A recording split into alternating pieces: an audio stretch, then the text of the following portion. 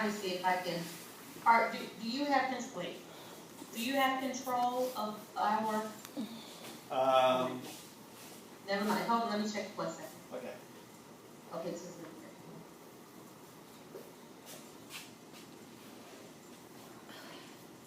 It is freezing in here. It's freezing in this whole building. Yes, it is. That's why I went and sat outside in between classes. Ooh, yeah. okay, that's good. Okay. All right. Well, we have a pretty good crowd here. 1, 2, 3, 4, 5, 6, 7 out of 12. So, okay. You know the agenda. It's questions on any assignment. So on homework 1. I knew somebody was going to do that. I'm sorry. Smart money was on you. That's what I was about to ask. Who did you think it would be? And only because Floyd's not here. But. Right. Yeah. Because Okay. So, anyone is welcome to fire away.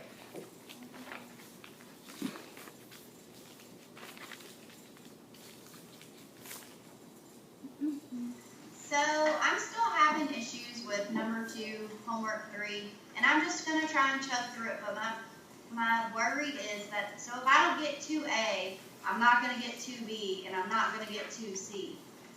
So I'm going to be screwing my problem. Actually, that's not entirely true. It is possible to do 2C without having worked out 2A or 2B. Now, like, Google how to do it then, and no, because because to implement SSOR, you can just use the formulas given at the beginning of a problem. oh, okay. Yeah. Now wait, hold on, maybe I don't understand that. But to use your InterSolve though, I need an M and an N though, correct? Well, you can modify InterSolve if you want. Yeah, you can mess with my code as much as you want. You could have it accept parameters L, D, and U, and go from there. So, Okay. that said, what's going on with 2A? I keep working it out. I've worked it out like 12 times, and I can't get anything. I can't get an M inverse. Well, I can't get anything to factor out of both XK and B. So B is by Oh, itself. no, you're not supposed to. No? No. Well, then how are you supposed to? I don't know. Then I don't understand what. So we can have terms in front of the B. All those terms that sit in front of B. Or in inverse. Yeah. Okay, I'll write it out. Is the M inverse part of? But then you still have to get it out of XK, don't you? Well, the thing is, because the idea is by solving for xk plus 1, you can have something times xk plus something times b. You have that, right? Like some matrix times.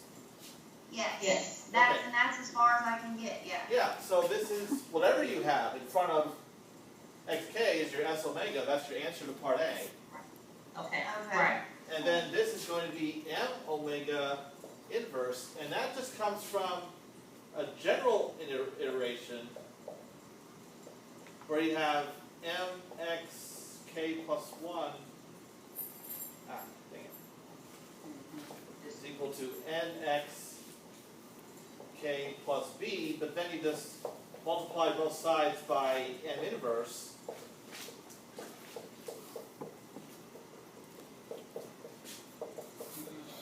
Yeah. Right. Well, okay, but I was thinking that I was going to be able to see M inverse and SW, so it's not going to be obvious that SW is an M inverse times an N matrix? Yeah, it's not obvious. Okay, then I'm so glad I asked this question because I've done this so many times. Okay, Okay. it's important to ask after doing it at most maybe 2 or 3 times, not 12. Okay, well then this makes me feel a whole lot better because then I think I already have the answer. Good. You probably do, Perfect. yes. Okay. Whew.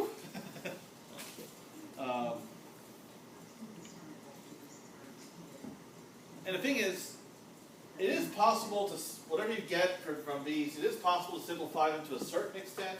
I'm not expecting you to do that, because whatever you do is, even if you simplify as much as you can, it's still ugly. So, Okay. yeah. Okay. Next, anybody? Or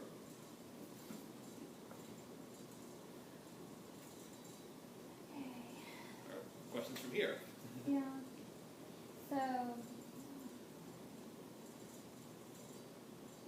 alright, so I still haven't implemented 2C, even though I think I know what the right hand side is now. Okay. So you said for implementing 2C, using like iter solve,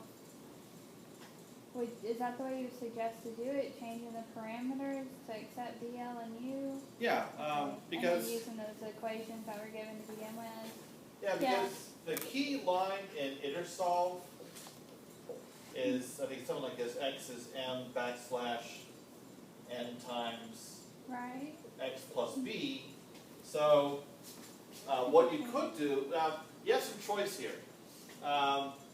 So in fact, I'm going to give two options. So option one is you could first modify this line slightly, like distribute it. M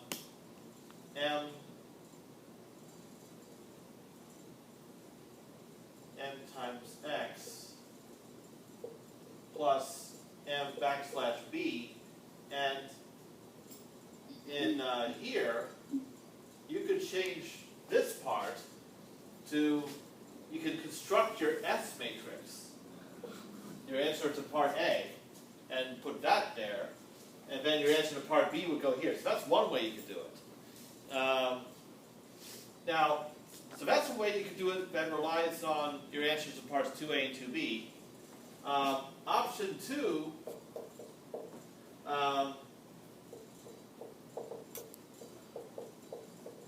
use two lines like this one, where you're using the original formulas for SSOR, where you actually compute yk plus 1, and then use that to compute xk. So basically you have like a M1, an M2, and an N1 and an N2. So that's independent of parts 2A and B. I don't care how you do it.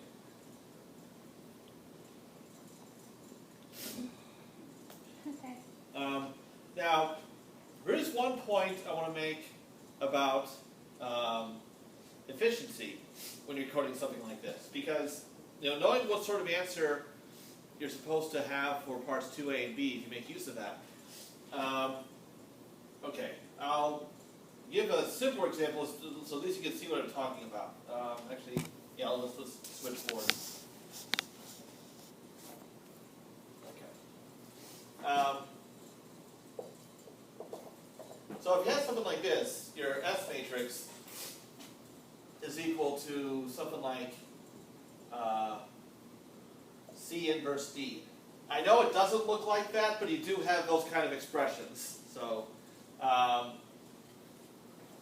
and what you want to compute is like S times X. Now, if you have S broken down into C and D, here's the simple-minded way to do it, the most straightforward way, but I don't want you to do. You don't do C inverse D X, which in MATLAB syntax is going to be something like C inverse D times X. Don't do it that way, because that's going to form an explicit inverse first and then multiply the result by X. What you should do instead is, so C backslash, to group it this way, and that would be much more efficient. So it's going to form a vector D times X matrix vector product, that's fine, and then solve a single system. Okay. Actually, a more interesting expression. Suppose you're trying to compute like the inverse is on the other foot, so like CD inverse x. Well, actually,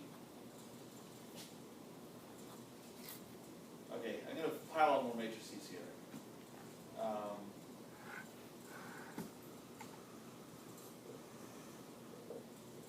All right, suppose you have an expression like that. Again, so ways you should do that is if you're going to use a backslash or any of those inverting operators, make sure they're applied to a vector. Don't actually invert a matrix. So, because what it's tempting to do again is CD inverse is C /D, and then multiplied by A /B, and then all of that times X. That's going to do two explicit inversions and two actually three matrix multiplications. It's terribly inefficient. So the way to do this instead is compute B inverse X the efficient way using backslash, then multiply by A, that's just a matrix vector multiplication, and then watch your parentheses. To